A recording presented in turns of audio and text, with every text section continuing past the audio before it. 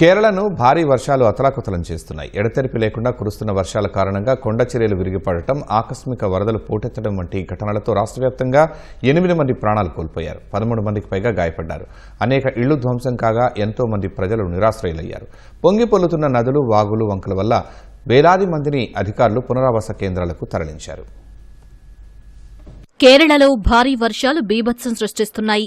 కుండపోత వర్షాల కారణంగా అనేక ప్రాంతాలు జలమయమయ్యాయి. వరదలు, కొండచర్యలు విరిగిపడటం వల్ల భారీ ఆస్తి నష్టం జరిగింది. పదుల సంఖ్యలో ఇళ్లు పూర్తిగా ధ్వంసం కాగా అనేక ఇళ్లు పాక్షికంగా దెబ్బతిన్నాయి. ఇప్పటివరకు 200కు పైగా సహాయక శిబిరాలను ఏర్పాటు చేసి వేలాది మంది బాధితులను సురక్షిత ప్రాంతాలకు తరలించినట్లు అధికారులు తెలిపారు.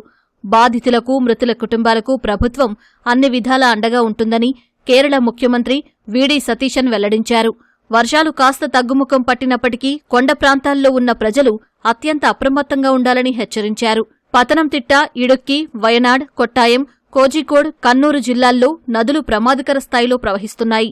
పలు ప్రాంతాల్లో ఇళ్లల్లోకి వరద నీరు చేరడంతో ప్రజలు చిన్న పడవల ద్వారా రాకపోకలు సాగిస్తున్నారు. రాన్ని వ్యాపార ప్రాంతాల్లో వందలాది దుకాణాలు నీట మునిగి తీవ్ర ఆస్తి నష్టం వాటిల్లింది.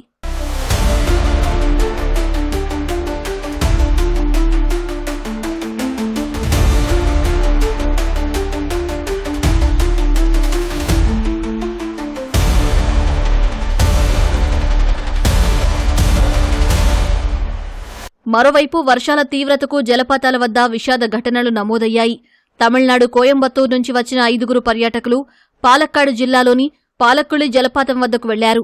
నీటి ప్రవాహం ఒక్కసారిగా పెరగడంతో వారిలో 2 గల్లంతయ్యారు. అందులో ఓ యువతి ప్రాణాలు కోల్పోయింది. ఓ వ్యక్తిని రెస్క్యూ సిబ్బంది తీవ్రంగా శ్రమించి కాపాడారు.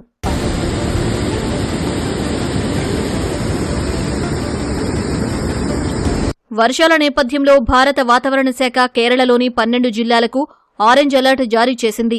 తిరువనంతపురం, కొల్లం జిల్లాలకు ఎల్లో అలర్ట్ విధించింది. వచ్చే 3 రోజులు కేరళ వ్యాప్తంగా ఈదురుగాలులతో కూడిన భారీ వర్షాలు కురిసే అవకాశం ఉందని అంచనా వేసింది. సముద్రంలో 3 నుంచి 4 మీటర్ల ఎత్తులో అలలు ఎగిసిపడే ప్రమాదం ఉందని, మత్స్యకారులు వేటకు వెళ్లకూడదని అధికారులు హెచ్చరించారు. మరోవైపు వరద ప్రభావిత ప్రాంతాల్లో ఎన్డీఆర్ఎఫ్, ఫైర్ అండ్ రెస్క్యూ బృందాలతో పాటు స్థానిక మత్స్యకారులు సహాయ చర్యల్లో చురుగ్గా పాల్గొంటున్నారు. వరద తగ్గుముఖం పడుతున్న ప్రాంతాల్లో వెంటనే పారిశుద్ధ్య పనులు చేపడుతున్నట్లు అధికారులు తెలిపారు.